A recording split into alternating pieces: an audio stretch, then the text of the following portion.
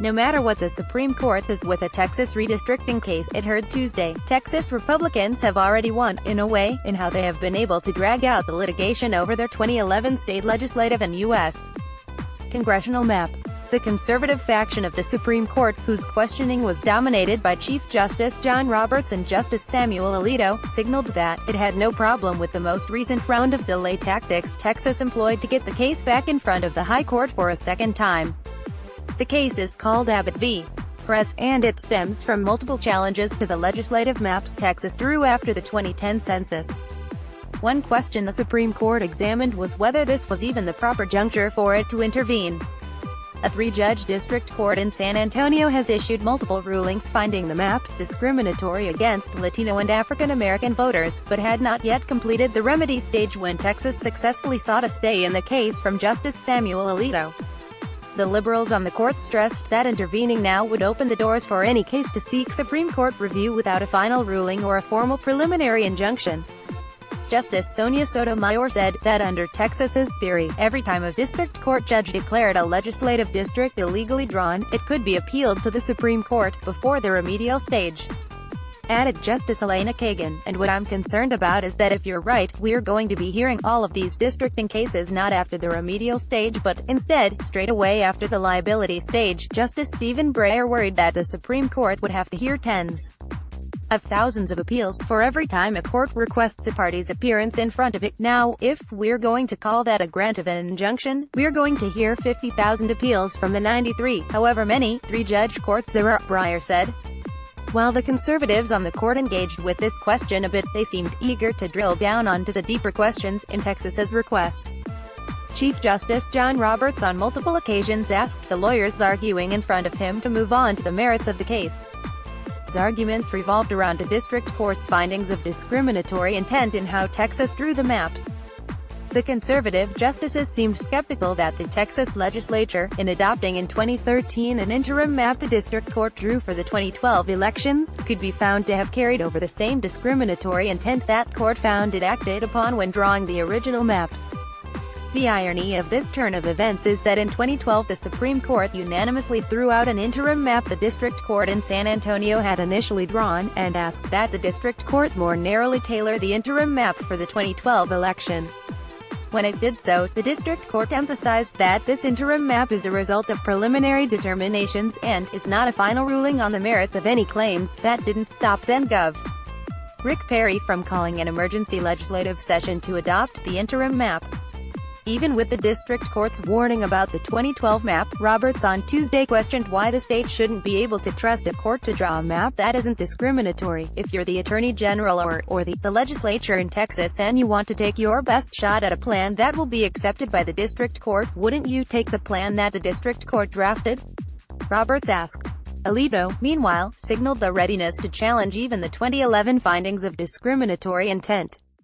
In the background of that discussion is the threat that Texas could be put back under the so-called pre-clearance process, which under the Voting Rights Act would require it to seek the Justice Department's or a federal court's approval every time it changed its voting policies.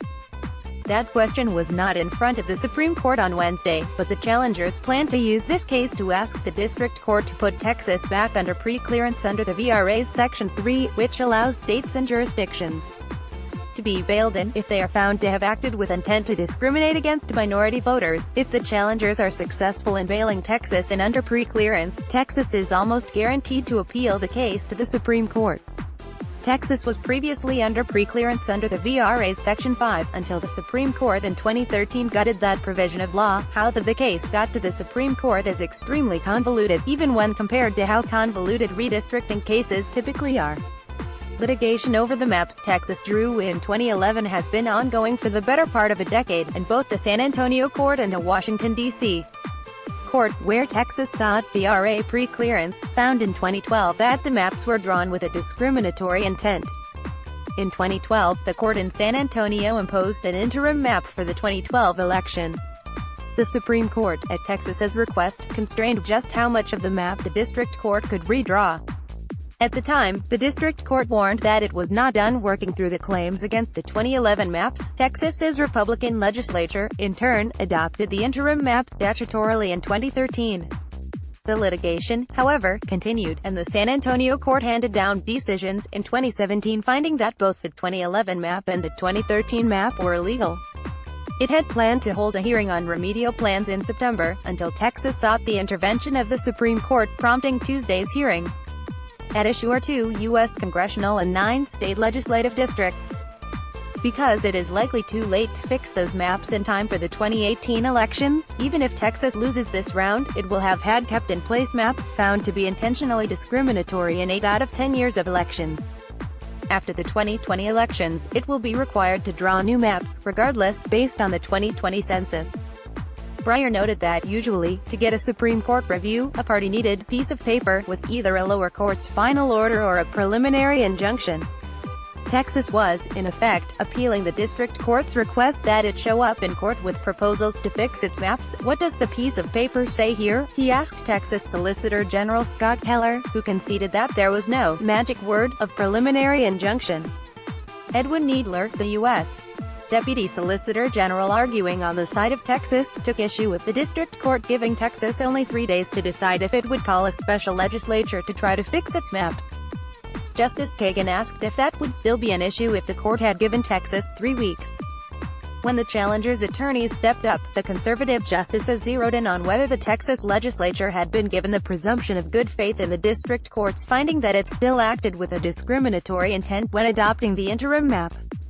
Austin attorney Max Renea Hicks argued on behalf of the parties challenging the U.S.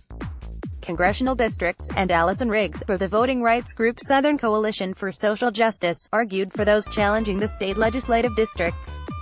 When Riggs said that the 2013 map was passed to mask the discriminatory intent that Texas had in drawing the 2011 version, Roberts asked who was doing the masking, the Texas legislature, or the district court that drew the interim model it was based on. Hicks argued that in 2013 Texas knew, based on the 2012 elections, that the interim map had succeeded in what the 2011 map had intended. He invoked a quip once quoted by the late Justice Antonio Scalia, that the definition of insanity is doing the same thing over and over expecting different results. Texas is not insane. Hicks said, in knowing the same thing, an undermining of minority votes, would happen with the 2011 map and the 2013 map. Texas claims that, in adopting the interim map, it was merely seeking to end the litigation. "It doesn't matter that Texas wanted to end the litigation," Riggs said. "It matters how they wanted to end the litigation. If the Supreme Court sides with Texas, that gambit may prove to have been successful."